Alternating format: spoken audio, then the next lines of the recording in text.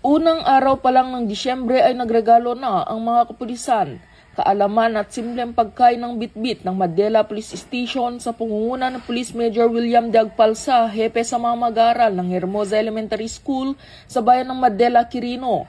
Mga mag-aaral ng grade 4, 5 at 6 ang aktibong nakinig sa talakayan.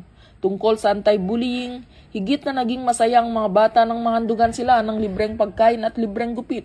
Nalinsunod sa kanilang best practice na Project BBM o Barbero ng Bayan si Mamang Pulis at Aling Pulis. Layunin ng hakbang na ito na ilapit ang kapulisan sa mga bata upang maiwasan ang kanilang takot na nararamdaman kapag sila ay nakakakita ng mga pulis. Laking pasasalamat naman ni Ginoong Roel B. Sarandi, School Principal, dahil sila ang napiling benepisyo ng programa. Ang paraan na ito ng Madela PNP ay sumasalamin sa bagong PNP na may serbisyong may malasakit, tapat at nararamdaman upang mapalakas ang ugnayang pulisya at komunidad tungo sa isang mapayapa at ligtas na bagong Pilipinas. Dito sa Lambak ng Cagayan, ako ang inyong PNN correspondent, Patrolwoman Ledesma, alagad ng batas, taga-taguyod ng Balitang Pulis.